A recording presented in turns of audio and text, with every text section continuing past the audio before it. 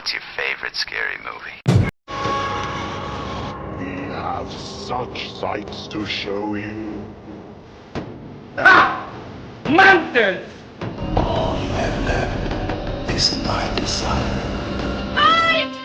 My name is Frankenstein! Batman's gone mad! Oh, no tears, please. It's a waste of good suffering. See this? This is my boomstick! I ate his liver with some fava beans last night. They're coming to get you, Barbara. It's alive! It's alive! Here's Johnny. I'm not gonna hurt you.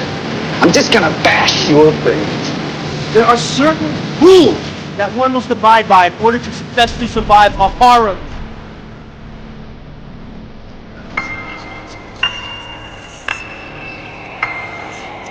Welcome to the debauchery.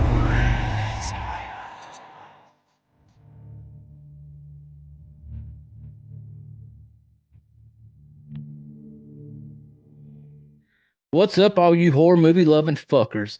Welcome back to another episode of Fright Flick FMK, where we like to watch horror movies, we like to drink, we like to talk a lot of shit, and then we're going to let you know if we'd rather fuck it, marry it, or kill it.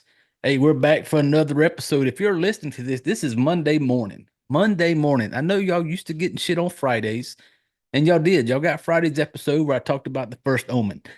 But this one is Monday morning. Normally, I get on here and I'm like, hey, man, we made it through another week. But this time I'm on here to let you know it's fucking Monday. And we all know fucking Mondays suck. But we're here to talk a little shit. Maybe I'll make you laugh about something. Maybe I'll entertain you for a little while on the drive to work. But so yeah, I've watched another horror movie. And I've decided to get on here, shoot the shit about it, drink a little bit. Maybe more than a little bit of drinking going on. Hold on one second, everybody. I get it. Y'all all driving to work right now. Y'all may not be able to drink, but it's all good. I'll drink enough for us. But this week we got us another one lined up. This one was not planned. This one, well, hell, I never have a fucking thing planned, really. But I was sitting around scrolling through, and I came across this one on Tubi. And Tubi's free. If you didn't know, go check it out. Ton of stuff on there. This one's a brand new 2024 film. And before I get into it, though, housekeeping shit, like we always do. I like to make it quick, though. We're on all the social media sites: X, Facebook, Instagram, TikTok, Fright Flick, FMK. If you want to go check us out, give us a like, give us a follow, all that good shit, we'd appreciate it. We're also on we play on all the social media platforms. If you're there, give us a review, 1 star, 4, 5, whatever you feel like you want to give. I'd appreciate the 5s, really do. But we also have the website, frightflickfmkpodcast.com. On there, it's kind of like a one-stop. Everything's there. All the episodes, it's linked to the Instagram. If you want to give support to the shit show, we have a Patreon and we have a Buy Me a Coffee, aka Buy Me a Beer. Yeah, anything you want to do to help spread the word of this shit show, we definitely appreciate it. And yeah, I like to keep the housekeeping shit quick. And the other day, before I get into this, the other day, somebody was asking me about this podcast, and they asked me about the movies and shit. I tell them, like, I like to cover a little bit of everything. And they had asked me what I was covering, and I gave them a name of a movie, and they're like, I've never heard of that before. And I was like, well, it's kind of like on Tubi type thing, and for them to go check it out. And they made the comment like, well, why don't you should just talk about all the big popular ones, the ones that are like, just making it into the theater, the big name, the big movies that everybody kind of knows. And I told them, I was like, I get it. I like doing shows on that stuff, but I'm a big fan of the movies that sometimes people just kind of, when they're scrolling through, they'll see it and just kind of scroll past it because it may not jump out at them. They may not recognize it. And I like cover movies like that. I like anything. I really big fans here of independent horror movies. I love watching people be able to take a little and do a lot with it. So I'm a big fan of those here. And so I told him, I was like, yeah, I cover movies like that. You know, I catch movies that are brand new, that are kind of big in the theater, kind of well known, and I have no problem with it. But I also like bringing attention to movies that people may not, would normally, I hate that word. I can never fucking say it right. That normal shit, I'm gonna quit trying. Y'all know what I'm trying to say, family. But the ones that people normally, shit, I still tried to say it. Those movies. Because that's how I got turned on to, like, my favorite horror movie is Circus of the Dead with Bill Oberst Jr. That's my favorite one. And I came across that one, wasn't known to me. I just was scrolling through on Tubi one day and found it and watched it. And I'm a huge, huge fan of that movie and huge fan of Bill Oberst Jr. So, and that was just me scrolling through and just decided to watch a movie. And so, and I like talking about those types of movies, the one that you may see on Tubi, or you may scroll and you may think like, no, I don't even know what that is. I never heard of that. I'm just going to keep scrolling. And I like to bring attention to those types of movies. And another good thing with this movie that I'm covering this episode, another female director. Here on this show, we love female directors. For me, that is just, I don't know, it's just something cool about female directors that direct horror. Yeah, it's just, I don't know, call it fucking sexy to me. I don't know, I just like it. And that's what we have for this week. This week on this episode, I say this week because this is Monday and I still release one on Friday, but this episode, you all get what I'm fucking saying, family. But 2024 film, brand new, Porcelain. Porcelain. On Tubi, you can check it out for free. This one is directed by, and I tell you, I'm so bad with names. I'm terrible with names. It's my country accent, cannot pronounce shit right. And on Miss Nicole, on her name, I even went to, I still got it pulled up on internet right now. I went to how to pronounce, and I put her name in there. And I want to push play. Y'all may not be able to hear this, but I want to try to say it the way they say it on how to pronounce. Let me see. Cinaglia. Cinaglia. Yeah, see how hard that is for me to say? But yeah, Nicole Cinaglia. Cinaglia. Hey, Nicole, if you stumble across this somehow and I butchered your name, I apologize, but it's Cinaglia. She not only directs it, but she stars in it. She plays Elise, our main character in this. And let me go ahead and get this right now, smoke show, ladies and gentlemen.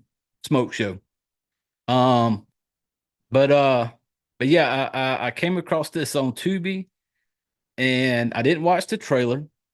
I just seen it and seen it was new.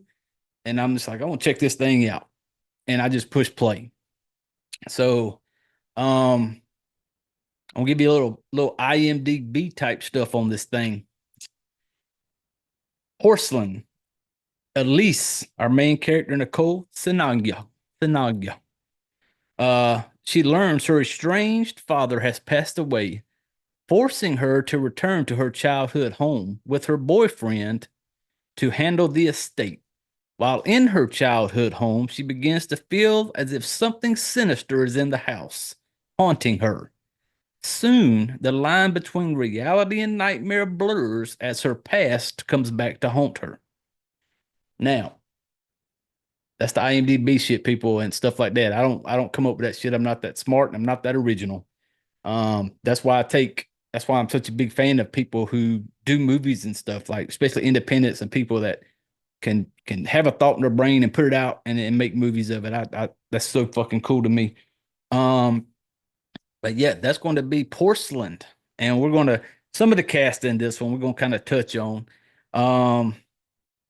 It's not a huge cast for the main characters. Elise, once again, played by our girl Nicole Cinaglia. Cinaglia. Caleb, her boyfriend, is played by Hunter Johnson. a gentleman named Milo in here, played by Joe Raffa. We got a gentleman by the name of Sam Angel Anthony Marrero.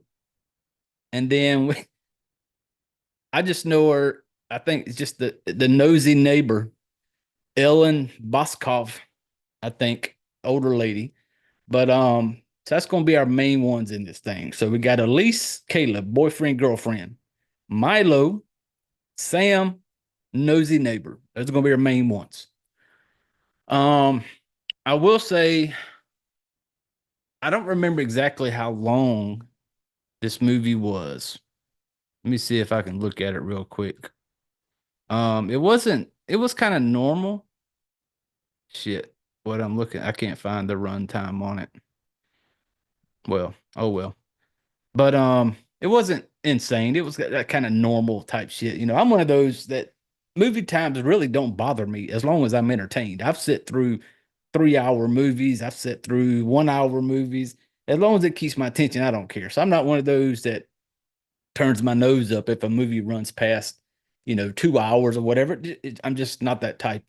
Um, so I don't remember exactly, but I will say this with this particular horror movie. Mm, it's not going to be every for all horror fans. This one is more like psychological, dramatic type horror story. Um, this one goes into touching on some maybe like childhood trauma and how that shit fucks you up years down the road. Uh, it doesn't go over the top with it. And but yeah, we're going to jump on into this thing and we're kind of go through it. We're going to talk a little shit and have a good time with it and do some drinking. Hold on, everybody. Grab your drinks if you're able.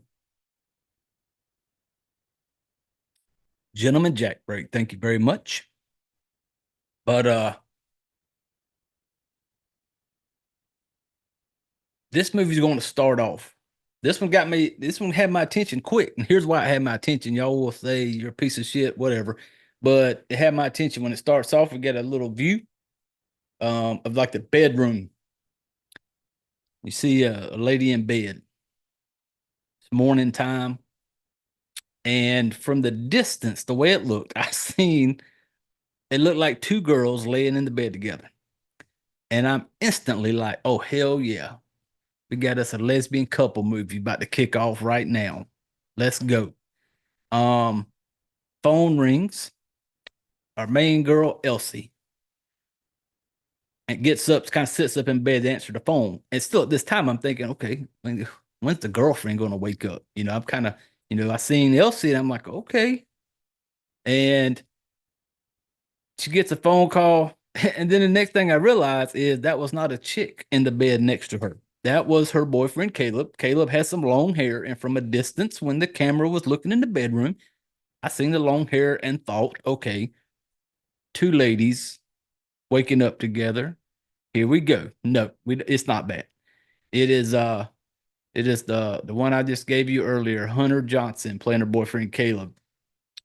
That is the one laying next to her, not the lady, not a couple, not a lesbian couple movie. But yeah, she gets a phone call. And you can tell on the phone call, it sounded like it was kind of serious type thing. She's like, I understand. And boyfriend Caleb wakes up and she kind of makes a comment like she was not really a comment. She tells him, she's like, my dad just died. And she's like, I gotta go back. And she's like, I gotta go back to Pennsylvania. That's where he was at. And the boyfriend, Caleb, I guess they're big tea drinkers because throughout this thing, tea comes up a lot. And he gets up like, I'm gonna make you some tea. I guess, warm tea makes you feel better, I guess. I don't know. I would have been like, pour me a drink, not tea, but he goes for the tea. And at this point, you still haven't really seen Caleb. You see him just kind of get up, leaves the bedroom type thing. And Then we get the road trip to Pennsylvania. And on the drive, you really get the first look at Caleb. Now, no disrespect at all to Mr. Hunter Johnson. I don't claim to be no fucking GQ model myself, but when you see him for the first time and you have seen Elise, Miss Nicole, when you see her, you think very attractive lady, and then you see Caleb. Caleb looks nothing like Hunter Johnson's like IMDb type picture. When I seen the picture, I was like, that's not the same fucking guy, but it is. I'm assuming they did not let him look the way he looks in real life. IMDb's got him with, he's got his long hair, got him a beard, totally different looking guy. Porcelain has him in, got the long hair, some little nerdy looking glasses on. And when I show him, when I see him, I was like, this is not her boyfriend. This has got to be like the good friend. Them ladies out there that just got that good friend, that male friend, that friend zone friend that's like, they keep being friends with her because they're just hoping and the fingers are crossed that their day's going to come. They're going to get called up to the big leagues and they're going to have their moment. That's what he kind of puts off to me. He's like that friend zone friend, that one that like she wakes up, calls, and is like, oh, my daddy died. And he was like, those guys that want to run to you and give you that shoulder to cry on, and those full of shit. We know the game, guys. We know it. And he has that look. When I first see him, I was like, this is not her boyfriend. This guy in this movie, Caleb, you are playing so far out of your league with Elise.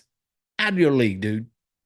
And so I'm just thinking, is this the boyfriend? Really? Is this the same dude that she just woke up with? Or is this the friend zone guy?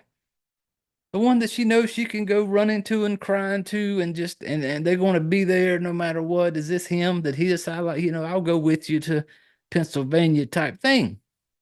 And you quickly realize that, yes, this is her boyfriend. Caleb, friend zone guy, is her guy. And I'm seeing them and I'm just like, no fucking way. It just doesn't, they don't fit. The look, and I get it. Everybody's got different taste, but at least you could have done so much better. Caleb, count your lucky fucking stars, buddy, because you was out of your league with Elise. Now, they're driving down the road and he's asking her, he's wanting to know, and he kind of comes off as, those boyfriends, those type that are like the ones that are always being like, are you okay? Is everything okay? Are you doing okay? Do you need anything? Are you okay? Those fucking losers that are so fucking annoying. He kind of had that putting that vibe out because he's kind of asking her at some point, he's trying to talk to her. He's like, I kind of want to know what's going on in your head. And then he kind of pretends like he's reading her mind. And he's just kind of like, well, I'm reading your mind now. And it's saying that you want to kiss me. You just want to kiss me on the cheek. And I'm sitting there going like, oh, fuck. Stop, Caleb. You're trying hard to stay because you're out of your league. You know that she is so far above you and you're just trying super hard. And so they're like driving and then it's like they get to the house. They're going to get to the house that her dad, that was his house. They get there, they step out of the car. This is the first time we get a shot of boyfriend Caleb head to toe, the whole 9 yards. We get Elise, they're standing out front holding hands on the sidewalk. You get the view of Elise, very attractive, smoke show. Then we get our dude Caleb. Caleb is standing there in the most white boy type look you could pull off. The big cargo shorts with the big pockets, the typical just screaming white boy shirt, and then he had on like these little moccasin type shoes with his little nerdy glasses, and I'm just like, these two are so far from, like, I guess that'll say an opposites attract, maybe. I don't know, but I am curious.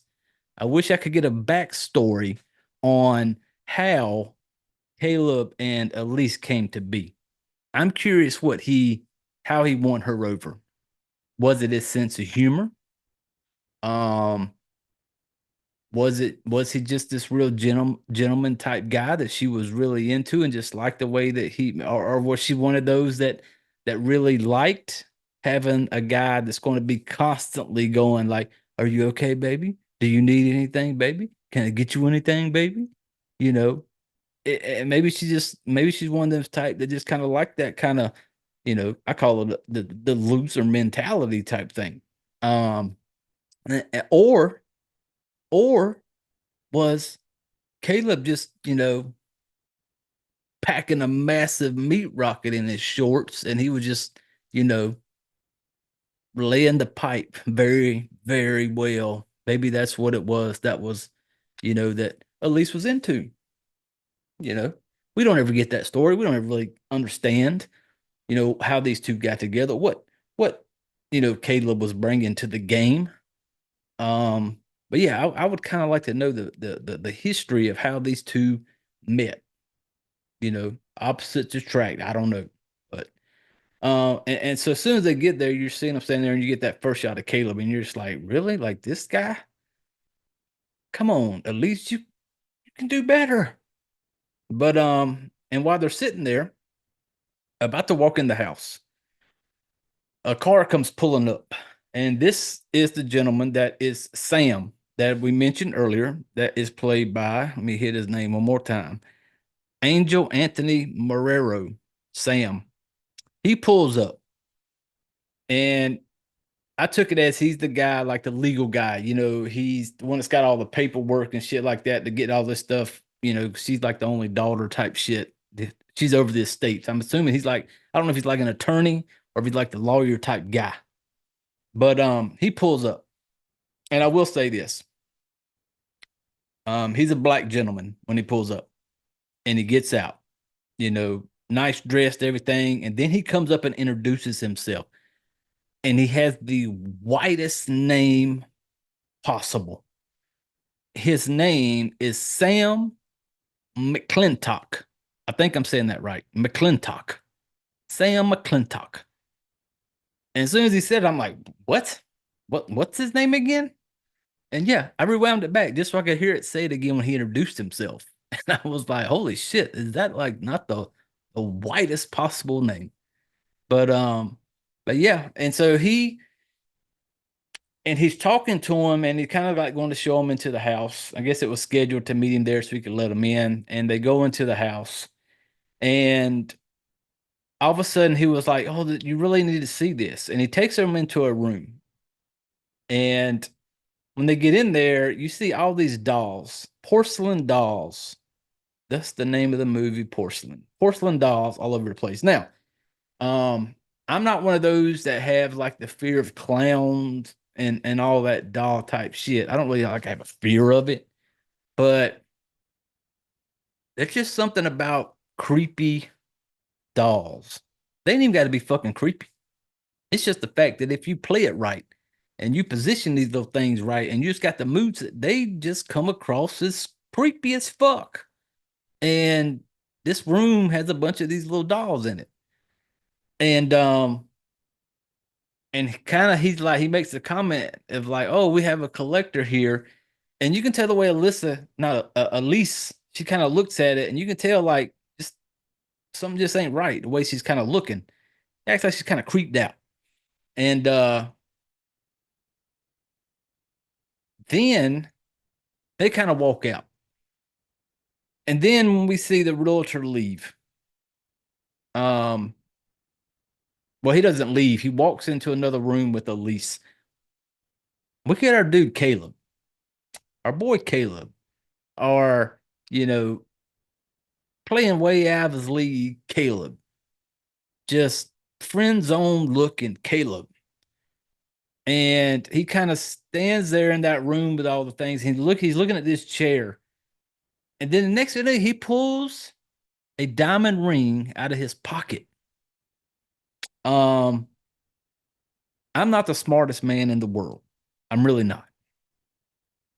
Country boy from South Carolina. Now, I was born at night, but it wasn't last night. I just don't think a marriage proposal should go down while you're there dealing with her dead father. I just don't think it's going to work, Caleb. I really don't. I just don't think you can pull it off. Cause you see him pull this ring out, and I'm sitting there going, I know he doesn't have intentions of proposing. Like, why would you even bring that fucking thing on the trip, Caleb? Like, you're going up there because her daddy's dead.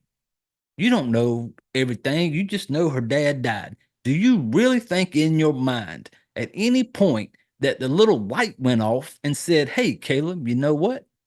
This would be a great time to propose to your out of your league girlfriend. I don't know what the fuck he was thinking. I seen the diamond. I'm like, what the fuck are you doing, Caleb? You know, and then it's like, you know, like, What the fuck is that? what the fuck was that, Caleb? And the realtor leaves. Later on that evening, they're kind of sitting around and they're in the kitchen. And he's talking to her. He comes in there trying to be supportive. That same type of like, you know, and one thing I will say, when he comes into the kitchen, he makes the comment like, I know how hard this is on you. And then she says, no, you really don't. And this is the part I get, because this was a little, you know, little side road we're about to go down right now. One of the things I'm not a fan of, and I appreciated this part, because anytime when somebody passes away, you know, whether it be a relative, family, whatever, they pass away, people show up, they have all these big fucking, you know, funeral home visits where all the family comes by to see the body type shit. That shit ain't happening for this guy, though, by the way. Just little FYI, people. Ain't going down that way. You see this little can behind me? If you're watching on the YouTube, and yeah, we do podcast version, audio only, but we also do a YouTube. So if you're hearing this on the podcast, we do a YouTube. Go like, go subscribe. Because once I get to 100 viewers, people, 100 subscribers on YouTube, we're having this little party here. But back on subject. Behind me is a tin can. It's a potato chip can that says Jay's. It's the Jay's potato chips. That's my resting place right there. Already got the can. My wife already knows. When it's all said and done, there's no fucking, you know, little ceremony where everybody comes out and walks by and says sorry for your lost bullshit. Ain't none of that shit going on. You fucking send me on up to the place where they like to match, push the old boy in there, get your ashes, and them ashes are going into that Jay's potato chip can right behind me. That's my final resting place, sitting behind me. So, you know, that's just kind of how I feel about it. And so when when you're in situations like that and you go to like these funerals and stuff like that, one of the things I hate hearing is when people say, you know, they say, "Oh, I'm sorry for your loss," and they say that line like, "Oh, I know what you're going through." I hate that, because just because my mother passed away, just because my mother passed away does not give me the right to sit there and say to another person whose mother passed away to say, I know what you're going through right now, because I don't. That wasn't my mother. That's their mother. I don't know what they're going through. I don't know the shit they're dealing with. So I hate that line. I just don't. So think about that, people. If you next time you're around somebody, don't use that line. Oh, I know what you're going through. You're not that fucking person. You don't fucking know. So okay, now we're back on track. But he comes up behind her in the kitchen and he makes that comment. Like, I can tell you're really hurting. You know, I can tell this is hard. And she's like, no, you really don't. And then he sits down and then he pulls the fucking pity card where he makes a little comment. He's just like, I'm really sorry, but this is not my fault. Maybe he was upset because she kind of snapped at him with that. And so he played that like, I'm really sorry, but this is not my fault. Motherfucker, her dad is dead. She's processing everything back home in her hometown, in the house, everything, processing shit. And so what if she was a little snappy with your ass, Caleb? And then Caleb going to be like, I'm sorry, but this is not my fault. Yeah, fuck you, Caleb. But she apologizes. And then she comes out to apologize about Hawaii. Apparently, they had a trip planned together to go do Hawaii. And he handled it decent. He was just like, oh, it's all good. And then she's like, oh, I'll make it up to you.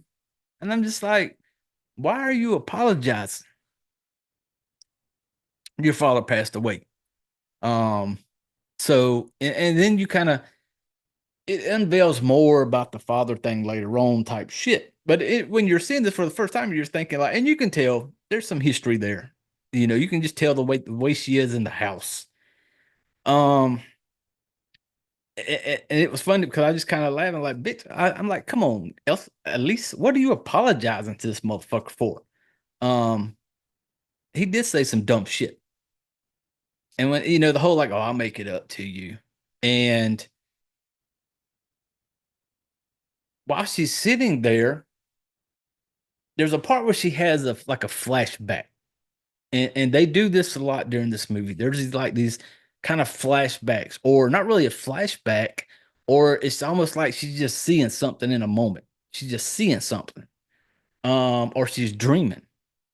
And this first one, it's like, it shows her grown up Elise sitting in the floor with like a doll, like one of those porcelain dolls. And she's got like this kind of like lip gloss lipstick shit. It's got like it's on a stick, got a little brush on the end. They brushed it on her lips. I don't know. I don't wear shit like that. But she's got this little porcelain doll and she's putting it all over his mouth, like it's putting lipstick on it. Kind of not pretty. It's kind of fucked up looking. Boy, she's got it smeared, And while she's doing this, she hears like her name gets whispered, and she kind of turns. And when she turns, even Elise has got the lipstick kind of smeared on her lips the same way. And but then all of a sudden you see this like big figure come out of the corner. Like it's kind of dark, but you can see a big figure. She starts screaming her ass off, and then she wakes up. And she was dreaming. But when she woke up, Caleb was there trying to kind of get her awake. She slapped the shit out of fucking Caleb, like knocked the glasses off his damn face. And then she just kind of like, I just need to get out of here and let's go to the store. I just need to get out of here. One of the parts, this was funny to me because they go to the grocery store and you see like the little BMW SUV sitting outside the grocery store. They come walking up together. They were in this grocery store together. Caleb carrying the bags. Like they went in there together. They shopped together, people. They set the bags down. Then he goes back to that little needy ass. Oh, are you okay? Are you okay, baby? Type bullshit. Because he gets to the car, he sets the bag down in the back of the SUV. They're standing outside of it. He goes, I got all your favorite things, and it's kind of like, I got like your chocolates and all this shit. And I'm just like, bitch, she was in the store with you. She's seen what the fuck you picked up and put in the cart. But you're out there still trying, like, hey, look, baby, I got all your favorite things. Fuck, Caleb. I'm trying so damn hard. And then she's going to be like, oh, but you forgot the coffee. You forgot the coffee. Were y'all not in there together, Elise? Y'all was in that fucking grocery store together. Y'all going to get all the way out to the car and you're going to be like, you forgot the coffee. And I'm like, did Caleb foot the bill? Did Caleb buy all these groceries? Caleb, make sure you had your fucking chocolates. He made sure you had all your favorite things to get you through this hard time. And then you're gonna come up because you missing coffee, and then look at Caleb and be like, you forgot the coffee. Like, come on, Elise. I get it. My boy Caleb, he's a needy, playing way out of his league type shit. But then Caleb, trying to be the nice guy, trying to be like, okay, I know I'm out of my league right now. Let me get in here and do the right thing. And he's basically like, well, I'll go back in there and get it. And she's like, well, I'll just wait out here by the car. He goes back in the store. While she's outside the car, we see a gentleman come walking up. Attractive looking gentleman. We mentioned him earlier, Milo, Joe Rafa. Milo comes walking up. As soon as Milo comes walking up, I see Milo and I'm thinking, here's a good looking guy. Fit looking guy, nice haircut, got a little beard growing in, And I'm sitting there going, is this some history here? Was this the old long lost true love before she ran off and settled? But Milo comes up and I'm like, oh, here we go. He comes walking up and he's kind of like, I recognize you. I thought I recognized you. And she's kind of like, and she's kind of looking at him like she kind of don't know. And then he kind of introduces himself, like I'm Milo. And then he kind of gives her a hug. And then he's like, oh, sorry, I don't want to make your husband mad. Then she jumps in quick.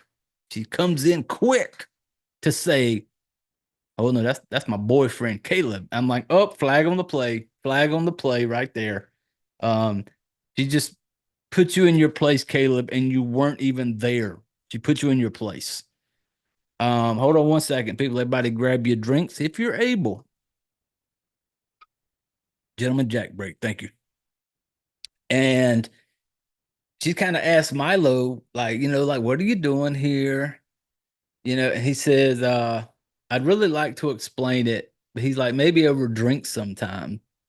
And she's like, oh yeah, that'd be great. And he gives her like a business card. And I'm like, when Caleb comes back to the car, you going to, because Milo walks off. And then all of a sudden, here comes fucking Caleb back to the car with the coffee. Then they're in their fucking back home in the kitchen. That evening, Caleb made dinner, doing the right thing. His lady's going through some shit. Least I could do is make you some dinner, baby. He gets the dinner cooked up, a little glass of wine. They sitting there at the table. The house is oddly dark. Like it just had this kind of dark look to it all the time. And I'm one of those people that I'm not a huge fan of silence. I don't like silence, like complete silence. I can't stand it. Even at night when I go to sleep, I got a ceiling fan going. I got another fan in the corner blowing wide open. I got a sound machine next to my bed making some, delightful thunderstorm noises to put me to sleep. If the power goes out at night, I instantly wake up because that just dead silence. I don't like it. Can't stand it. And while they're sitting there eating dinner, and it's just kind of like this, and I get it. I'm the type that's always got a TV going, even if it's in the background, like it's just, I need some type of noise. But they're in the kitchen eating, and you can tell like there's no TV, no nothing. It's just silence in this kind of dark looking room, and he's made her dinner, and as he's talking to her, he's kind of like, and she's like, "Oh, I bumped into an old friend today," and I'm like, "Oh, okay, Elise, you're gonna tell him about it. Okay, good for you, Elise." And he's like, "Oh, really?" And she's like, "Yeah, his name's Milo." And she basically telling him like, we were childhood friends. They were together at this home, and it was kind of, I took it like, was it like an adoption type home? I was trying to figure that out because I knew her dad died, but when she said this, I think it was called like Safe Path or something like that, that she was in. That's how she knew him. She basically saying like they were there together, and and she made a comment like how they would go out and catch fireflies together, and she's got this look while she's telling Caleb this. The way her look on her face is, um, that wasn't just a little buddy buddy type that she grew up with. There was some feelings there. The way she was saying it, the way you just see her facial expressions while she's saying it. And so I'm just like, oh yeah, her and Milo was a thing, because I didn't really understand. It kind of goes more into like their age during that time. They were more like young teenage type back then. And she's sitting there and they start talking about what you want to do with the house. And she's kind of like, Caleb's trying to be like, there's people, I get it if this is too much for you. There's people out there that can handle all this bullshit for us. They can, we pay them a little bit. They take care of getting rid of the house. They take care of all this shit you don't need to worry about. And we can just go on back home. You ain't got to deal with it. And so, but she's kind of like, no, I need to. And I'm sitting there as she's talking, I'm thinking to myself, like, this girl's got some skeletons in her closet. There's some shit going on here. He gets up and he's like, I'm going to make you another glass of wine. And so when he goes to do this was the first time you see anything kind of odd acting in the house. Because when he does this, you see in behind her in like the living room area, there's like a little rocking chair. And this damn thing just starts rocking. I'm like, okay, some shit's about to happen. What's going on now? I'm zoned in. I'm ready for it. And then nothing.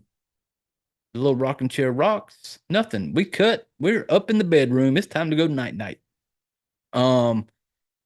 And I guess she didn't say nothing about seeing the little chair rock. She didn't say nothing to Caleb. They're upstairs about to go night night. And they're up there in one of the rooms that's got some of these porcelain dolls in it. And I am not a believer in all the like ghost spirit shit. That's just me. So I wouldn't give a shit. And he starts asking Elise like kind of like where they came from. And she was like, well, some of them, her mom has passed away. Her mom collected some, and she made the comment like sometimes her dad would buy her some when he kind of messed up. Like I didn't get like what did dad do to mess up, but I guess he would, like my bad, I, was an asshole. Here's a doll type thing. Later that night, you see she wakes up to like this, there's kind of like this light flickering, kind of like in another room. And so she kind of gets out of bed. And there are times in this movie where you don't know if the shit is real or if she's dreaming it or if it's like a flashback. But in this part, she gets up, she walks out, you see the kind of light flickering. She goes into a room, opens the door. This is the first time you get to look. It shows you young Elise and young Milo together. And they're like, setting the table and shit like that. And it kind of shows you that first look, okay, there was something there with these two. Maybe it was a little teenage first love type bullshit. And she hears some noises downstairs. And seeing it was just her having a flashback to her and Milo in their teenage years. Then she gets like hearing some noises downstairs. She goes downstairs. And then you see a rocking chair. Basically that same one that was rocking behind her earlier. She comes down the stairs, you see the rocking chair, you see the little fucking thing rocking. She walks up to it, kneels down kind of in front of it. And when it shows it, there is like you hear like a baby crying. And when she kneels down, you see this porcelain doll sitting there. And when I seen it, I was like, is that doll supposed to be her? Because it just had that kind of the haircut a little bit. And I'm like, is this little doll supposed to be Elise? Next morning, Elise wakes up on the floor downstairs in front of the front door. So I'm thinking, like, okay, that wasn't a dream. Maybe she was seeing things that night or whatever, sleepwalking, but she wakes up downstairs in front of the door. Kayla comes down, like, hey, what are you doing down here? She's like, I don't know. I just woke up down here. Um, Sam's knocking on the door. And they open the door. Sam comes in holding the box. But the way he's holding this box is kind of funny because, if it's the ashes of her dead daddy. Now, you would think, like, no matter how you don't know their relationship, she could have hated his guts, whatever. It's just the fact that you're holding the ashes of this girl's dad. And you would think you would be a little bit more like, I don't know how to describe it, but handle it with a little more care, some respect, kind of like, but it was just this box. And it's just kind of like the way he's holding it. It's almost like at some point I thought he was going to kind of like toss it from one hand to another, but like, oh, hey, I brought this by here. And it was kind of funny to me the way he was acting with that box. It was kind of like, you would think they would kind of hold it kind of like nice and slow, kind of make, like here, sorry for your loss type thing. But old Sam was just kind of like, it almost at some point he thought he was kind of like, I'm gonna toss it to Caleb, be like, hey man, you gonna put this on the mantle or whatever you gonna do with it. So when Sam leaves, this is the first time you kind of get Elise like, um, she makes a comment like, let's just get the fuck out of here. Like, she just wants to leave because she just had that shitty ass, weird ass night where she woke up downstairs on the floor in front of the door. So she said, let's just get the fuck out of here. I would think Caleb, he's been so fucking supportive with everything else, staying up her fucking ass, would have been like, you go wait in the car, I'll go grab the bags, baby, and we'll be on our way. So she's like, let's get the fuck out. I just want to leave. But the next thing you know, they're upstairs. They're in the attic. And they are going through boxes and they're looking through pictures and they're giggling and he's kind of laughing, looking at some of the pictures. I'm just like, hold on, Elise. I thought you was ready to fucking leave. Now we're upstairs digging through some old boxes in the attic. Nothing good goes on in the attic in movies. We all know this. So they're looking at some photos and shit. They show a picture of like, her mom, and he's talking about her mom and stuff like that, but then something kind of moves. You see it kind of move off to the side. Caleb's like, I'm the man. Let me go investigate this shit. What the hell moved? Could have been a rat. Knock some shit over. He goes over. He picks up a doll. And it's the same fucking doll that was downstairs earlier that night before when she came downstairs that was rocking in the rocking chair. Same doll, because he even makes a comment. He was like, this one looks just like you. Was this your one of your mom's dolls? And she like gets upset and she's like, no, that one's mine. And then she gets up and just leaves the attic. And so he just kind of drops the doll back down and he kind of follows her down there to downstairs. She gets all upset and she tells him, she's like, I just need to leave for a little while. I need some air. And Caleb trying to do, trying so hard, he was just like, well, okay, I'll come with you. And she's just kind of like, no, I want to be by myself. And I'm like, oh, Caleb, it's another strike against you, buddy. You're almost in the friend zone and you don't even realize it yet because Milo's done popped his head in the picture. Now she's giving you the whole, like, I don't want you to come with me. I just need some time to myself type thing. So as a gentleman jack break, people. So he's like, and she's like, and then she tells him, as she says, I need to go out and get some air. She tells him, like, can you box up all those dolls? I really don't want to deal with it anymore. And she just walks out of the house and just gonna be like, yeah, Caleb, go finish packing that shit up. Um, she leaves and she starts having little flashbacks. There are times that she has flashbacks to like her childhood.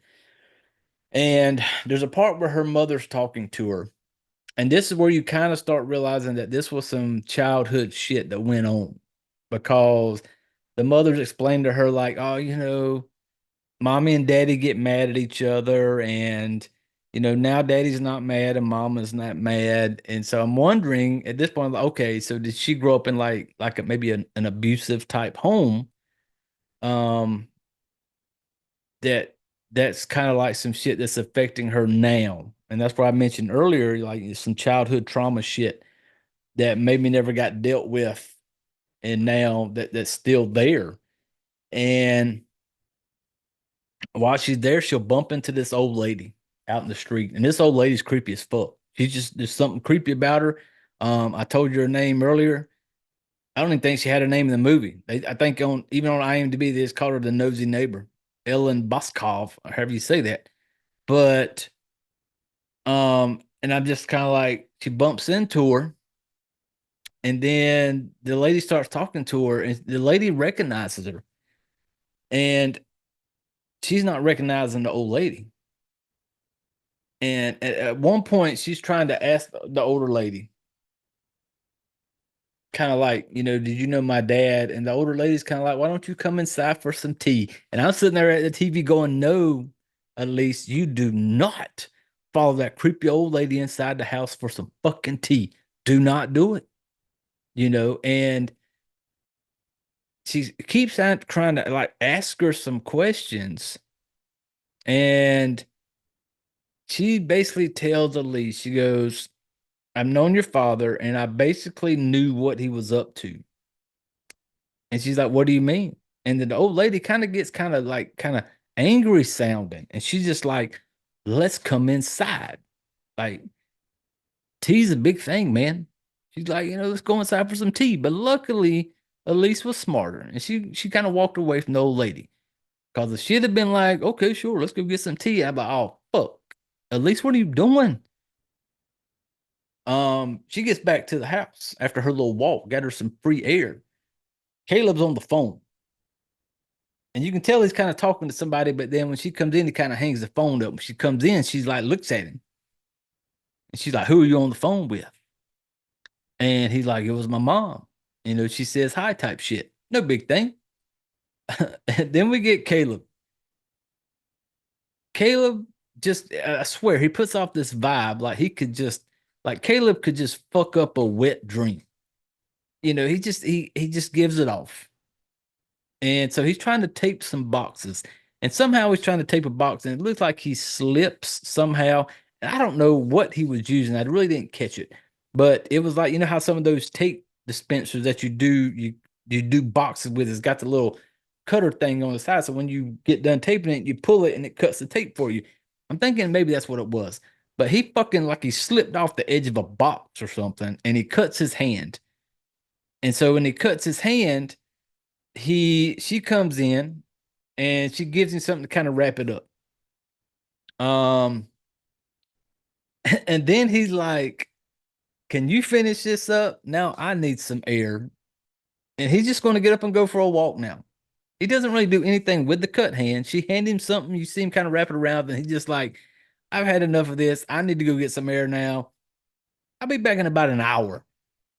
And so when he leaves, she looks down. The same doll that was upstairs in the attic is now downstairs, sitting there next to those boxes.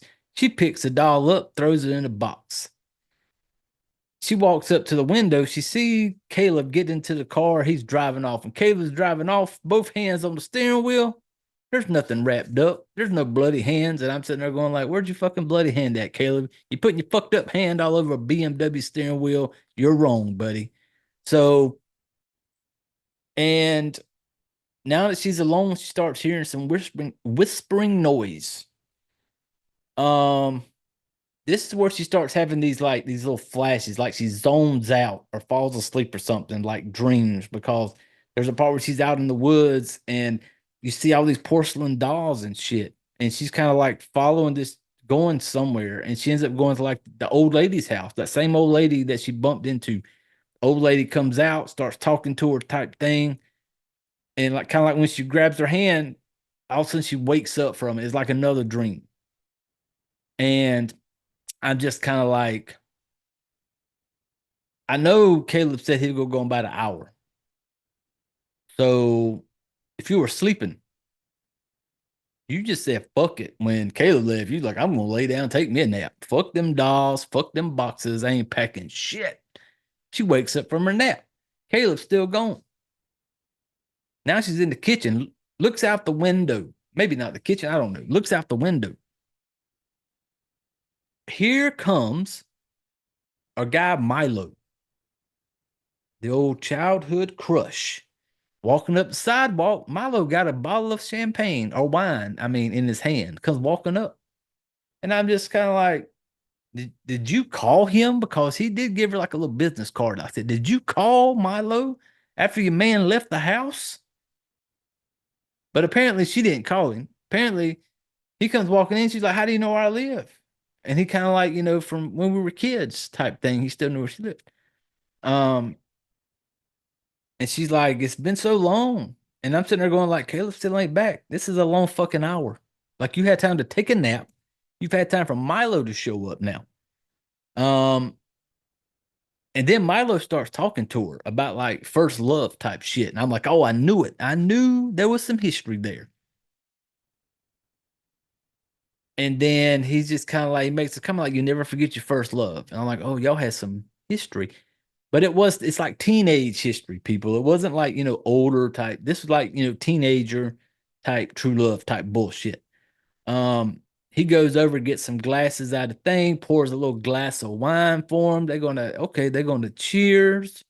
And while he's pouring these glasses of wine, I'm watching Elise. Elise is I fucking the shit out of Milo while he's getting these glasses and pouring the wine. She's just giving him that look that like she about to just fuck your bones up, buddy.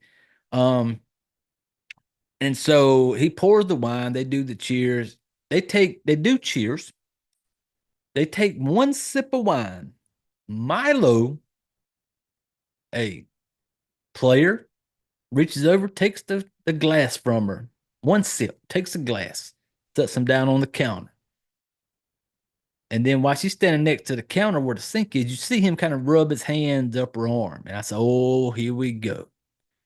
The sparks are flying right now, people. Takes her, pushes her up kind of against the counter right there where the sink is. Now they kissing. I'm just like, oh, shit. Where the fuck is Caleb?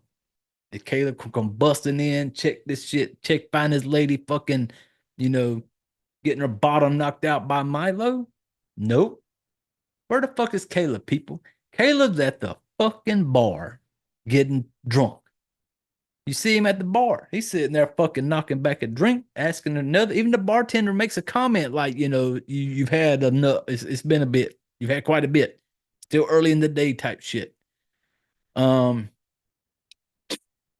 Older guy down at the bar, Vinny's kind of like, hey man, I seen you. You was outside the house. And he said the last name of the family of Elise. I can't remember it. He's like, you were on the outside. And he makes a comment. He's like, yeah, that's my wife's father's house. See, that's the right way to kind of handle that shit. The same way that Elise could have easily been like, some dude trying to come up there and talk to her out in the parking lot. She could have easily been like, my husband is inside. But at least, desperate Caleb here, he's like, that's my wife's father. And he was like, oh, she's married now, and then this Vinny guy, this random guy at the bar starts telling him like, oh, this house is cursed. And he's basically telling Caleb that the family is crazy and they all should have been put away. And he basically tells him that people have died in that house.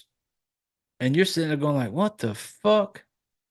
And he's basically telling Caleb, like, man, if you don't get out there, you're going to end up dead.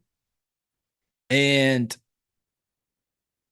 Vinny says, we all know what that daddy was doing to Elise. And then when I heard that, I'm like, oh, shit. Because Caleb comes back towards him. He basically like, keep my wife's name out of your mouth type shit. Like Will Smith and Jada, keep my wife's name out your fucking mouth. And so then after I heard him say that, I'm like, oh man, I said, did was the dad like abusive, physically, sexually toward her as a child? And is just a lot of, stuff there. Caleb gets back to the house.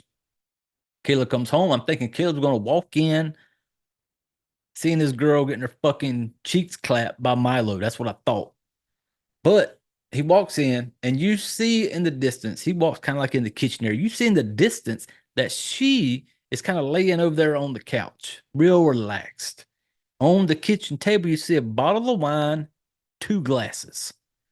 He kind of comes back, he sees the glasses, and he's kind of like, where did this come from? She comes out and tells him. She's like, oh, I had company over. He's like, oh, really? She says, you remember my friend Milo? Now, you got to pay attention to the way she is telling him this. She's on that couch, real relaxed. Gentlemen, if you're out there and if you have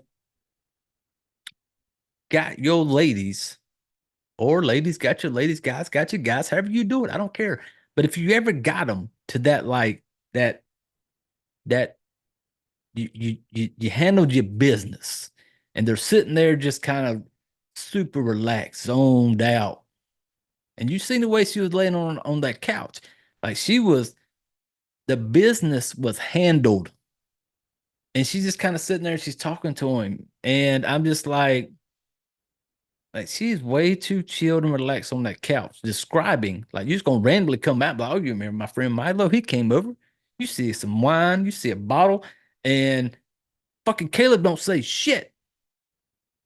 He's not even gonna ask any questions. And he just kind of walks off. And then next thing you know, they're upstairs. It's time to go night time. It's bedtime. And I'm sitting there going, Caleb, what the fuck, dude? Like, I get it. Like, you're out of your league. You know this. But at some point, dude, you got to grab your nuts. And you got to be like, what the fuck is this Milo guy doing here? And then all of a sudden, upstairs, about to go night. Caleb's like, I shouldn't have come. He's like, I'm just going to probably catch a plane and go home tomorrow.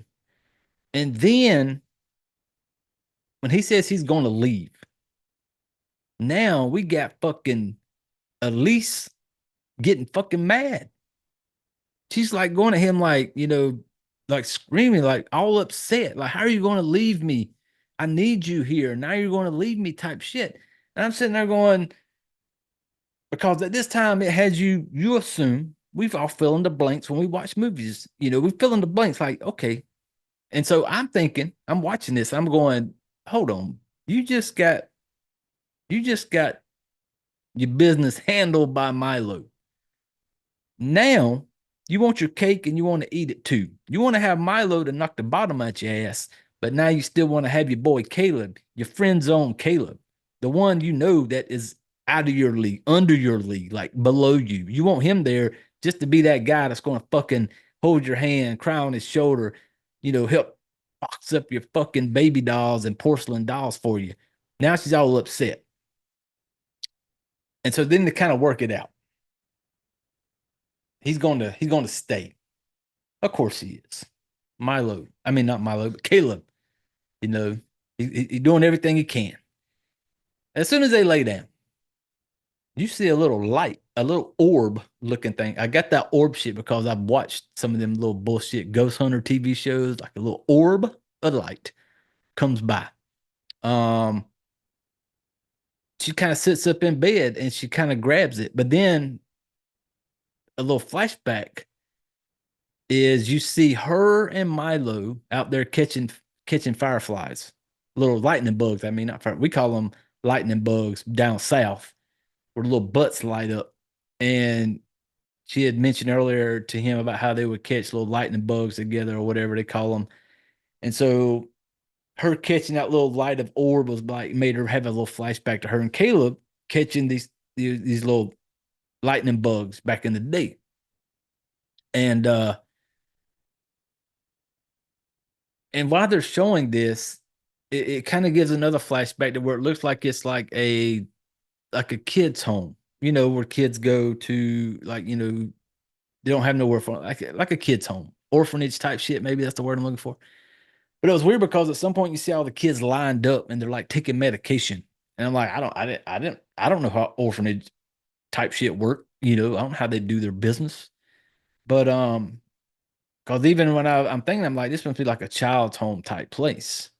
And next morning, they're still boxing shit up. Like, we got our girl Elise is downstairs still packing boxes. While she's packing a box, you look over to this on like this little, it looked like a piano, but that fucking doll is sitting on the little piano stool right there. The same doll that she left in the attic, the same doll she threw in the box, the same doll that she had wanted nothing to do with, and now it is no longer in a box. It is sitting on the little piano stool. And I'm like, what the fuck is this doll like getting up, wandering around?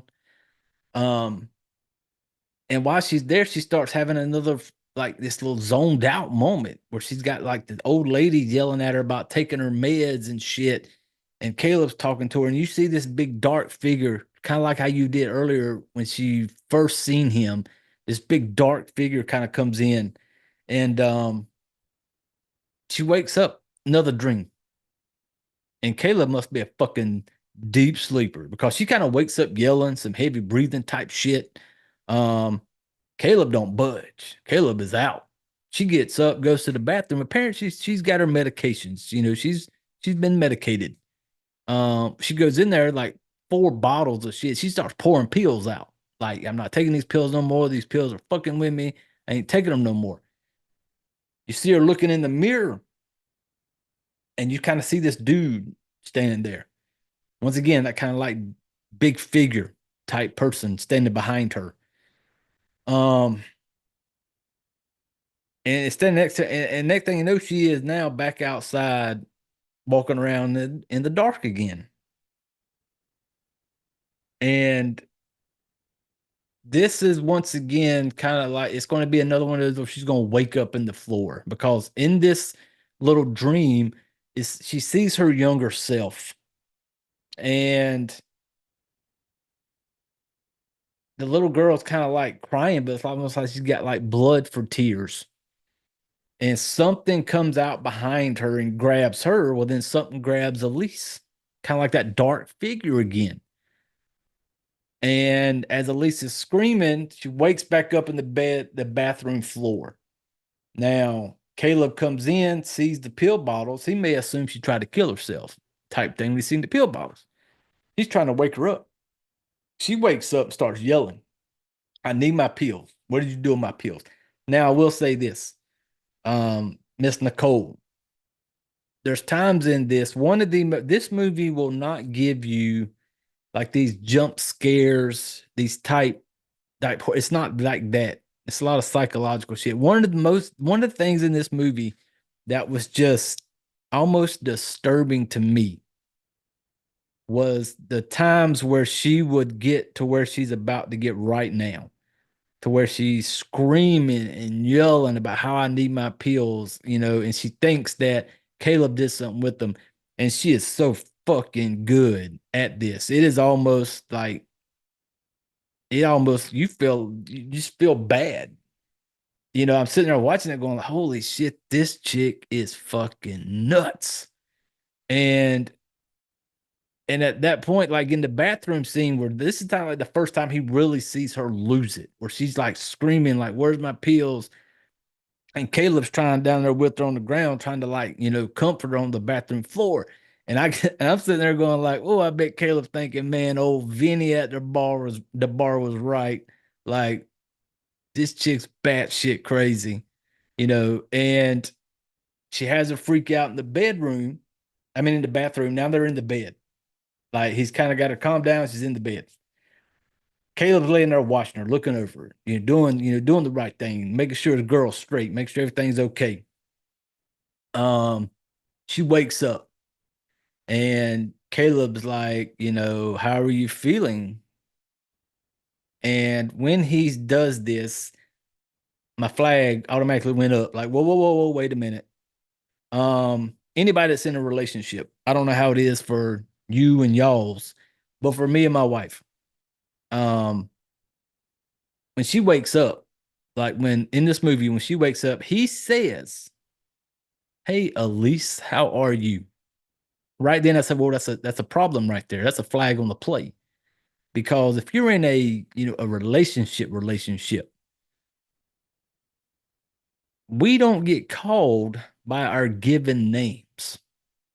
We don't get called by the birth certificate names in a true, real relationship. It's like, babe, honey, baby doll, sweetie, those type of names. That's how me and my wife are.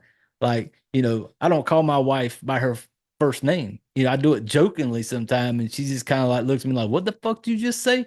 Because it's just it. You don't do it. We don't do it. We don't. You know. And so when he says like, "Elise, how are you feeling?" I'm like, "Whoa!" Now, now we know y'all ain't real. That shit is not real because she should have checked your ass right then. Like, what the fuck you just called me, Caleb? And but yeah. And so he tells her, he gonna come out and tell her like it's a chemical imbalance. And she's kind of looking at him. And he tells her that he has called her doctor. Um, you crossed the line there, Caleb. I got it. You're worried about her. But and I think that's who he was on the phone with when she walked in and was like, "Who are you on the phone with?" And he said, "My mother." But he basically called her doctor and was kind of telling him some of the shit that she's got going on. He kind of, basically she had gotten rid of her pills, and he's like, "Oh, she's having like a chemical imbalance type shit, and this really gonna piss her off." Like she gets pissed off. Now she is freaking out again. She starts looking around the room and she's like yelling, like, "What did you do with them? What did you do with my pills?" And she's like losing it.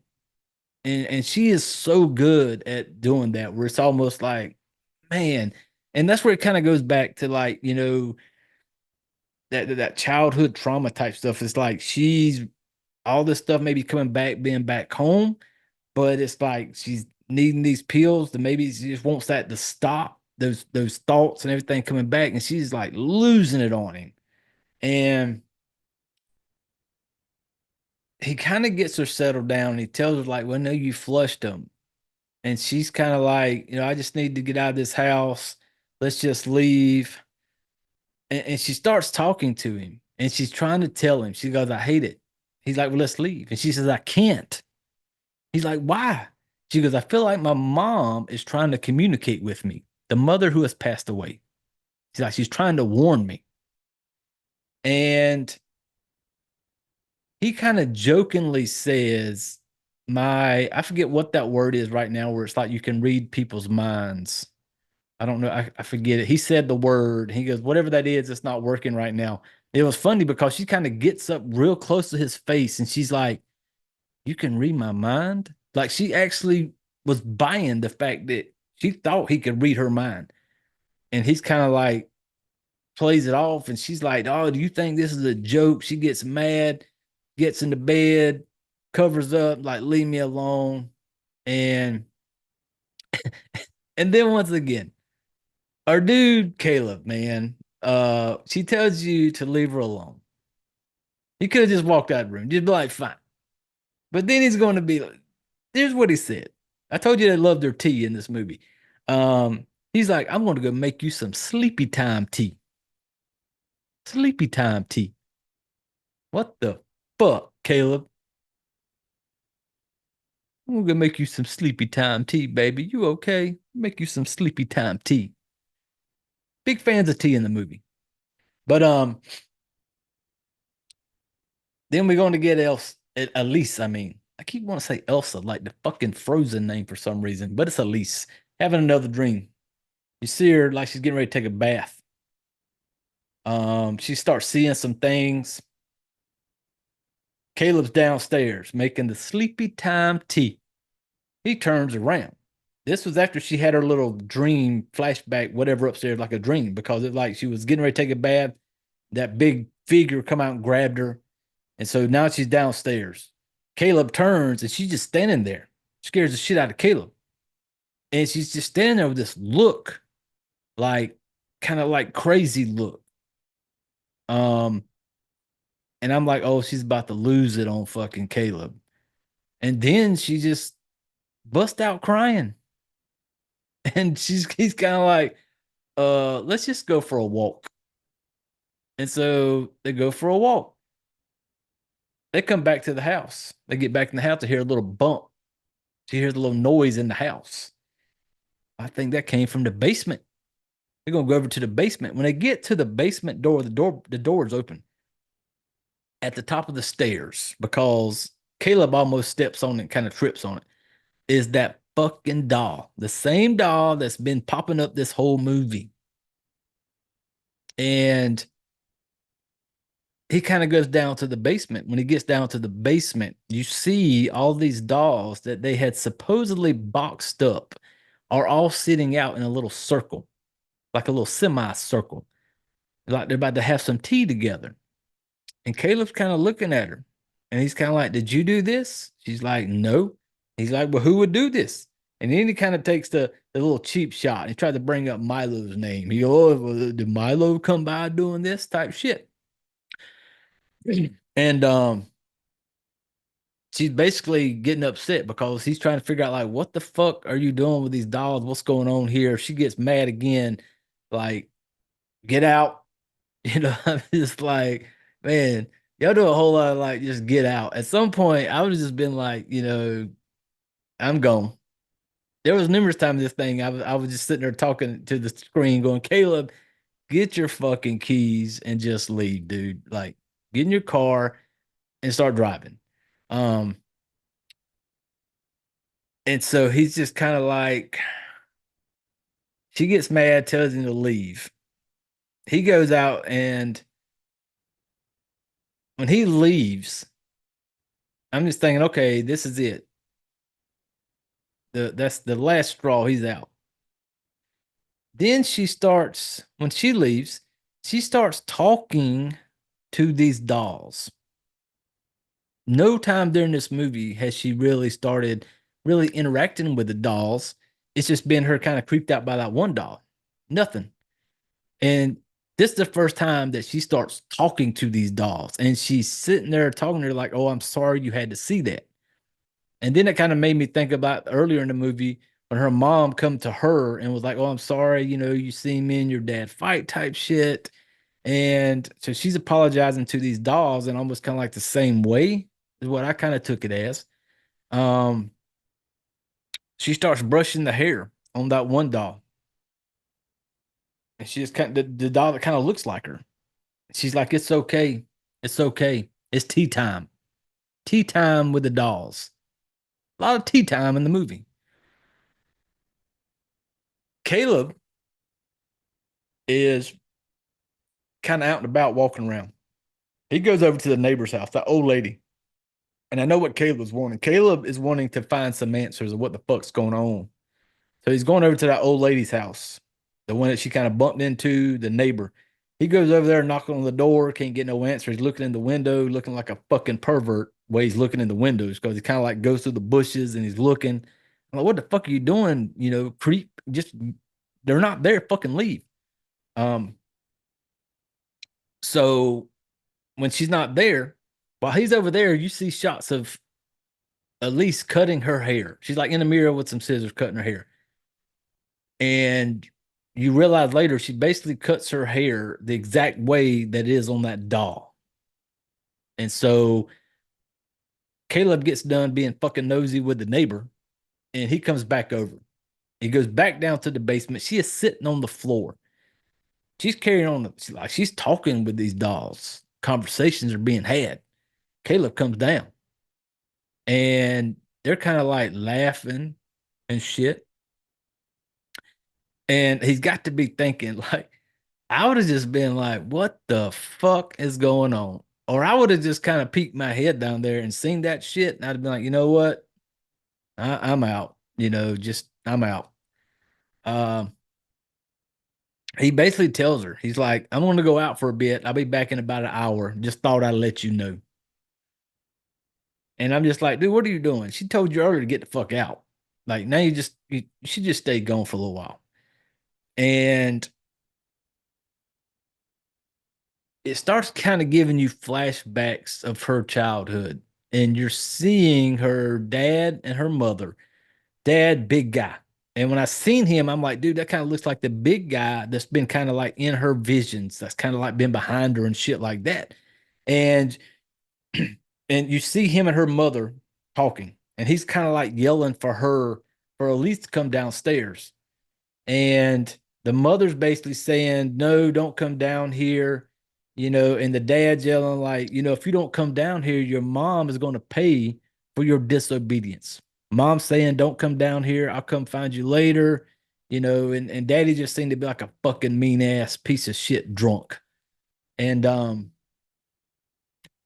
while all this little flashbacks going on, you being like, oh, okay, she grew up, it's like an abusive home. That's what this is her issues. Caleb calls up Sam. He meets Sam. He starts asking Sam some questions. This is where some of the twists, and this is where I start. It's going to get spoiled for you people. If you haven't seen this thing, you need to pause it. I've kind of spoiled a lot of it now, but this is where the twist starts coming into it.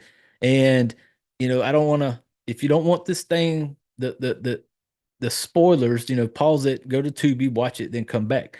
But this is where it really starts explaining some of the twists in this thing. He's talking to Sam. Sam basically sitting there kind of like he's not surprised by any of this. Like he's kind of Caleb's telling Sam of kind of like what's going on. And Sam makes comment like, well, I figure it's just a matter of time. And he's like, what the fuck are you talking about? And he basically tells him that Elise has been sick for a very long time. He pulls out a folder with a bunch of files in it, hands it to him. And when he opens up the folder, you see a news clipping. 12-year-old boy found dead at the house.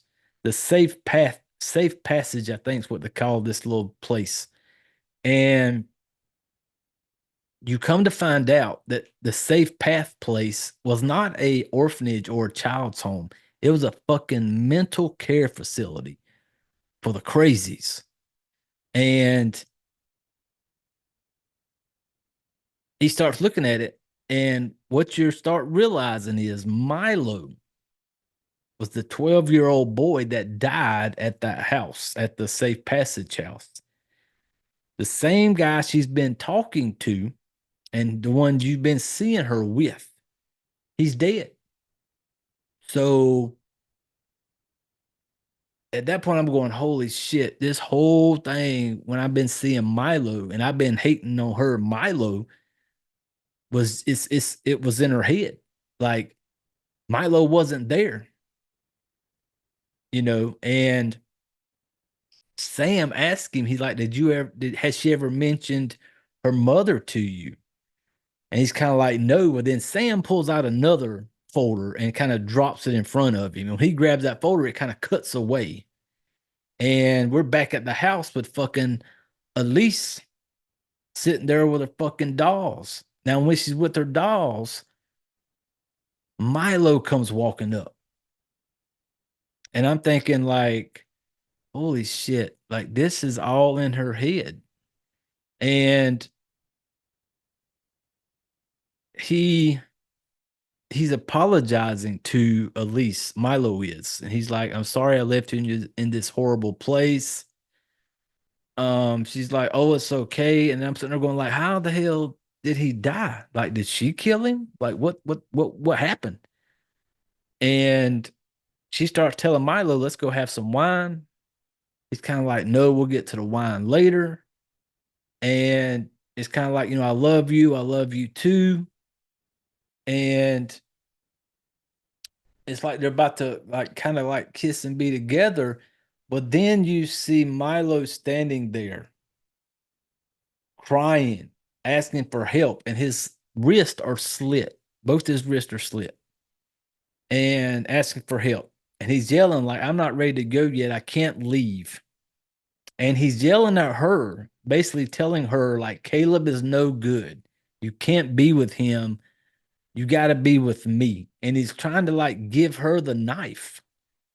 Basically like almost like kill yourself and come be with me. Now, we know at this point, all this is in her head. because we now know Milo's dead. So this is her. Hold on one second. Everybody grab your drink, people. Gentleman Jack Brick, itching my throat. Now, so we all know like Milo is dead. So this is all some stuff she's dealing with. Whole lot of shit. Caleb comes back.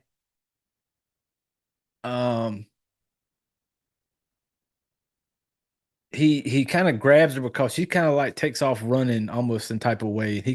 Caleb comes back, grabs her, and Caleb's telling her, like, that old lady, that house is empty. Nobody's in that house. And he was like, I thought you were cheating on me, but it's much more serious than that. And Elise is not understanding it. She's not getting the fact that Milo was dead. It's not clicking, And he's talking to her, and he's like, basically, all your signs are pointing towards schizophrenia from your childhood trauma. And he's basically like, I don't know how to help you. And he's like, I talked to Sam, and she kind of flips. She goes, why did you talk to like weirdo Sam? And he basically like, Sam told me what happened. And she's really kind of losing it right now because she's just, I think she like grabs her little baby doll, and she's just kind of like that little porcelain doll. She's like, just leave me alone. And he's trying to get her to just say like Milo's dead, like he's gone, and she's not accepting that. It is not clicking. And so another flashback. Her as a teenager going into the bathroom, opens the bathroom door, sitting on the toilet is Milo, basically with a knife cutting his wrist. And then at this moment, it's like he kind of got her to open up to him. Right now, we think we're at the breakthrough, kind of what it feels like. He's talking to her, and she's basically telling like, I don't know what's real anymore. And she explains to him everything, kind of like what happened, what she remembered, and she's trying to talk to him. And she's like, oh, thank you for staying. And in this moment, she's like, thank you for staying. He's like, oh, I love you. And I even thought to myself, I even said it out loud watching it. I was like, Caleb, this is not the time to pull out the old diamond. Like, don't do it. Like they were having like a moment where he felt like, oh, we finally hit a breakthrough. We're gonna be okay. I'm like, don't you fucking do it, Caleb. And they kind of have a little breakthrough. You think everything's gonna be okay, and wake up the next morning. She's like, everything seems good. She seems like she's in a good mood. Want to go for a little jog and shit, and she doesn't. She goes over to that neighbor's house, the one that Caleb told her the house was empty. And she goes over, and you see the old lady answer the door. She goes into the old lady's house, and and the old lady she's asking the older lady in the old lady's house about Milo. And the old lady's like, let me fix you some tea. So, tea's a thing there. And she's like, please tell me I don't remember. And she says, the night that she says she said something about the murder of her mother. And I was like, holy shit, like her mother was murdered. And it starts peeling back to where Elise thinks she killed her mother, because at one point in a flashback, her mother and her dad are downstairs fighting. Elise comes downstairs holding her little doll. She's trying to get in between her mother and her dad. Well, the mother basically is trying to tell her, like, look, just go upstairs. And in her mind, she remembered dropping that doll on the stairs right there at the basement door. That's where this fight was happening. Like, the basement door was open, and she remembered dropping her doll and kind of running away. And then you see like the mom kind of stepping back, like the dad's trying to hit her, and mom kind of like steps on that doll and trips and falls down the stairs and dies, because you hear the dad yelling like, look what you did. And that's what she in her mind happened. Like, she killed her mother. It was her fault. But then the old lady's kind of like talking to her and basically saying like it wasn't that way. Like what really happened, it was all her dad. Because and what really happened was when her mom told her to go upstairs, she dropped the doll, but then she picked it back up and she goes and sits on the stairs. And then the next thing you know, you hear dad hit mom and you hear mom falling down the stairs. So the old lady's kind of like, getting her to see, like, that's what really happened. You did not kill your mother. It was your fucking piece of shit dad that did it. And they start, her and the old lady, they start dancing together in the living room of her house. Caleb, being Caleb knows that she's, having issues. Caleb kind of followed her, seen her go over there. He goes over there, opens up the door, like, what are you doing? And he just sees her in that living room by herself dancing because that old lady is not real in her head, like just dancing in the living room, talking to herself. And she gets mad at him. They go back to the house. He's like, what were you doing over there? And you can tell, like, she is like, he's at the bottom of the stairs and when they get back in the house, she gets mad. She goes upstairs. He's downstairs. He's asking, like, hey, can you come down here, please? Like, we need to talk. And she comes down and he was just kind of like, you said you were going for a jog, but I just seen you go over there to Elise's house. And he's kind of figuring out, like, what were you doing?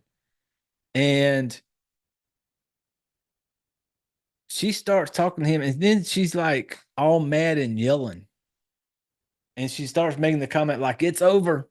And I'm like, oh, she's dumping you, Caleb. Like, she's dumping you. And she's like, it's over. But then she reaches in the drawer, pulls out a knife. And I'm like, oh, shit. And she acts like she's going to cut herself. Like now she's threatening to kill herself. He's trying to stop her and she just yells. And then she walks out of the room like she still got the knife. Goes outside, like walks out. Now, this is the part here, another little side track we're going to take right here because this bothered me a little bit. Caleb doesn't go after her. Basically goes on the couch. He sits down on the couch, pulls out a cell phone. You see him dial 911, which I may would have done that just to, but he calls 911. Then he reaches in his pocket, pulls out the box that's got the diamond ring in it. He's sitting there on the couch with a diamond ring in one hand, cell phone sitting on 911. He puts the ring in his pocket, doesn't call 911, looks up, Googles some shit, calls like a Delaware suicide hotline. And I'm like, okay, maybe trying to get some help, see what he needs to do. Call suicide hotline. And this kind of bugged me right here. He calls the hotline, and as soon as they pick the phone up, they start asking him some questions. As he's trying to talk, they're cutting him off. And I'm just like, come on now, this dude is calling the suicide hotline. You don't know what this person's going through in this moment. And yet it's just odd because she's just like, he's trying to explain something. And then she tried to cut him off. And she's just like, please hold, and puts him on hold. Now, doesn't work that way, people. That bothers me when I see or hear that or when I seen that. I was just like, if that was a case, if there was a suicide hotline out there, and if that was the way they handled it, to where they're just kind of like, oh, we're cutting him off, he's trying to explain some shit, and then all of a sudden, like, that's got to put you on hold. And I'm just sitting there going, like, really? Like, this dude could have been ready to pull the trigger or do whatever in that moment. And you're just going to be like, let me put you on hold. And I'm like, I didn't like that. No, I hope that's not how it really is. I really do. That's sad if it was how that is. And that bothered me because while he's doing that, Elise is walking down the road just talking to herself. She's just basically saying, like, how do you not see me? And it's almost like she's walking around that old lady's house trying to figure out where this old lady is. Back in the house, the suicide hotline lady comes back on the phone. She's like, "Oh, sorry for the delay." He gets ready to ask a question. And she stops him again. And she's like, hold on. He's kind of like, no, what? And she's just like, we're short staffed and really busy. And basically has to put him back on hold.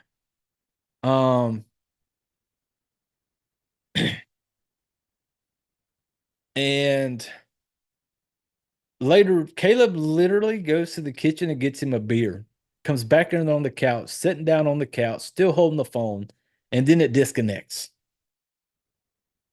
And I'm just like, what the fuck, man? I hope suicide hotlines are not like that. You know, that's a shame if it is. But Elise comes back in the house. She comes walking up to the house. As Elise comes up to the house, you see that little porcelain doll standing at the front door. And I'm like, what the fuck is up with this doll? And Caleb's still in the house on hold. Fine, because they called the number back. And he obviously did not hear her come back in the house, because she comes back in the house, goes back down to the basement. All the dolls are laid out. Candles are lit, type stuff. And I messed up earlier. This is the part where she will realize that it was not her fault. I thought it was earlier when she was talking to the old lady in her house, but it's not. This is the moment. She comes to the basement. The dolls are all laid out, tea time type shit. Some candles are lit. She gets down there. That old lady's there. The old lady is standing down there. And this is the first time you hear the doll speaks to her, because the old lady's kind of standing there. And she's like, we need to speak of the death of your mother. And then she looks down at the doll. Elise does. And she says, is this why you brought me here? The doll, basically, you hear the doll's voice say, we remember. All the dolls remember. And it goes to the flashback, and it gives you that flashback. I messed up earlier and told you earlier that went down where mom pushes her, tells her to leave, she falls down the stairs type shit. You come to find out that the old lady dated her dad, apparently before the mom died. And the lady would come see her at the little mental hospital. And now Elise is mad at the doll, because she's thinking that at this point, she thinks the doll killed her mother. And then when, like, she finally has the breakthrough where the old lady gets her to realize that it was not her fault. The dad did it. She had nothing to do with it. All this is going on downstairs. Upstairs, Caleb still on hold with the fucking suicide hotline. Here's her yell. He comes downstairs. And she's kind of coming up the stairs. She's freaking out because she thinks nothing is real now. She thinks everything's fucking in her head.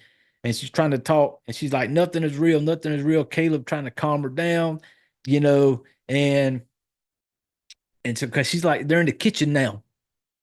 And she's like, this is not real. Nothing's real. You're not real. Caleb, man. Caleb is a trooper. He's fighting. He's like, look, I'm real. I'm real. I love you. I love you. And she's kind of got her back to him at the counter. And when he's like, I'm like, no, Caleb, you are not. Caleb, he's like, I want to show you how real I am. I love you. And I'm talking to my TV as I'm watching this. I'm like, Caleb, don't you dare. Don't you do it, Caleb. Caleb does it. Caleb pulls out the ring. Like, he is about to propose to Elise right now. In this moment, this losing her mind, everything just in this moment, he whips out the old ring. He's like, I want to show you how real I am. And she turns around and stabs him in the stomach. Like, just turns around right in the gut. And then she's kind of like, Caleb, I'm so sorry. Caleb goes down. And that dark figure that's been in the movie, that's kind of been around her, comes up the stairs when Caleb goes down. And it is her father, like the ghost, like of her father. And in this moment, at this point, all of this is mental, like in her mind that she's dealing with right now. So like she's fighting all these demons and shit right now. All this stuff she's had just packed up, and it's finally all just come out. And so she's having this moment, and the dad figure comes up, and you can tell like this like dead ghost of him, and he's talking to her, and he's basically telling her, starts yelling at her. It's like, look at you. You killed your mother. You killed Milo. You've killed Caleb. Like you're the murderer in this town. And she has this like come to Jesus moment to where she basically like is going to stand up to him like for the first time. And she sees him, and she basically starts talking to him like you're such a bully, and you're all of this and this. And she's like, now I can finally see it. And she goes, now I can finally say, fuck you, dad. And she literally kicks him. You see her kind of kick him, like he gets kicked down the stairs. And that was kind of like her. And then I'm thinking like, okay, that was like that moment where you're just like, fuck, I'm dealing with this shit now. Popo show up at the house. Police come in the house. When they come into the house, into the kitchen, the only ones there are her and Caleb. Caleb's on the floor. Elise is laying next to him, talking to him. Police come in, and they're like, we got a crime scene here. The one police officer kind of rolls Caleb over and like, he's dead. Then basically they're looking at her like, roll over. They're putting the handcuffs on her. Like, you just murdered this guy. So handcuff her, out into the police car, off you go. Then I thought it was over. Like, oh, that's how it's going to end. But then we get her. Now we're back in like the mental hospital place, and she's there. And there's like nurses, a couple nurses there, and you see her. She's like in like this dress, and she's got like this bride doll that she's like brushing the hair on it. I'm like, did she not break through the other end of whatever shit she was dealing with? Because now she seems just as fucking loony now as she did earlier. Sam shows up. Sam's got some paperwork he needs, and the nurse tells him like, hey, nothing's changed. She's pretty much, and it shows her sitting in the corner in this room, and she's got two dolls. She's got the wedding doll in like the wedding dress, and then she's got like a little guy doll, and she's pretending they're marrying each other. And it's her, Elise, and Caleb. Basically, she's doing like a little marriage ceremony with these two dolls. And, and even that nurse basically looks at Sam and be like, it's going to be a long time. Like she had snapped. She killed Caleb. Yes, she may have dealt with all that stuff from her past with her dad and all, maybe, but maybe the killing Caleb thing just pushed her a different edge she went over.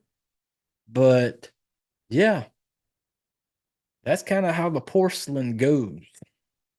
It was like I said, not super like scary type jump scare type shit, not like a big bloody type horror. It was just like that kind of like psychological type shit, man, with a little twist in there once it got to where it started peeling it back, and it lets you know like these fuckers aren't real. Like she's trying to process some shit that's never been dealt with before, and she's having a hell of a time doing it.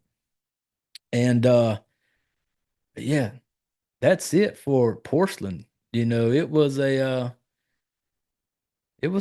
good watch. These, like I said, I like doing these movies because a lot of people out there just scroll, don't pay it no attention.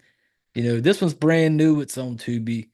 Go give it a watch. No matter how we talk about them or rate them on this movie, I tell everybody, go watch it.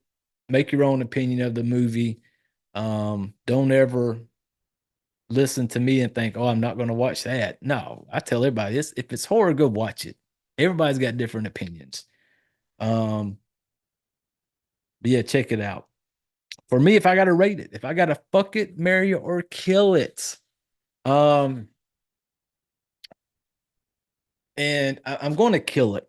And when I say I'm killing it, it's not in a bad, the movie was shit type killing. They're just movies that once you watch it and you know everything about it, you just kind of like, okay, I watched it. I'm not going to go back to it, you know. Will I recommend it? Yes, because it's kind of like that. If people who are like that kind of more psychological type shit, type horror stuff, yeah, I'm definitely going to recommend it. I'm telling you all now to go watch it. But for me, it's a kill. But like I said, not a hater kill. It's just it's that one night stand. You know, I did it, and I'm not going to do it again. But it was enjoyable. It had some good twist to it. It had me, it had some cheesy stuff. I had fun. Me, I have a sense of humor that's kind of fucked up. And so when I watch movies like this, I do make jokes as I watch it, and I'm, make jokes how I talked about Caleb and all this other shit. I'm just not a serious person. But yeah, go check it out. It's free on Tubi. It's not going to cost you nothing. Hour or so of your day. And drop by in the comments. Let me know what you may think of this movie. Go watch it. We get it. It's not one of the big popular ones, but hey, I like bringing attention to these. Always going to keep doing it this way. But yeah, this is Monday. I hope I made your ride to work a little smoother, a little sweeter, maybe make you smile or laugh or something.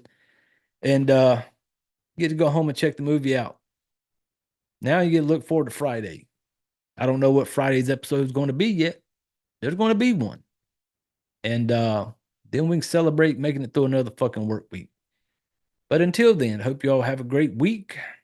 Appreciate y'all hanging out with me, listening to me talk some shit about a horror movie.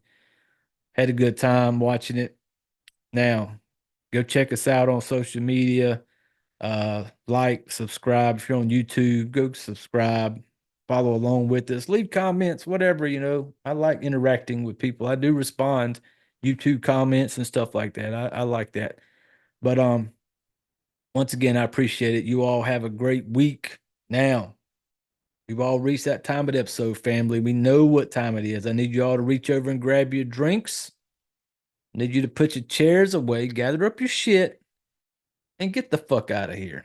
What's your favorite scary movie? We have such sights to show you. Monsters! All you have left is my desire.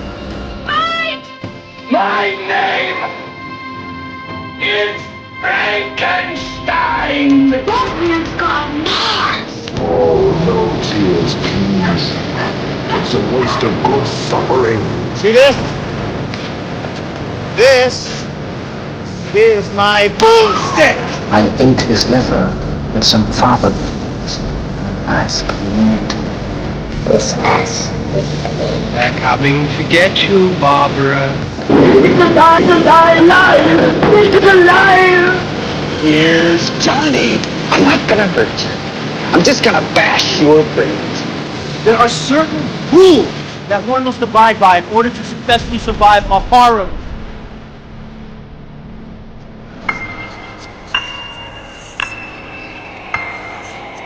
Welcome to the debauchery.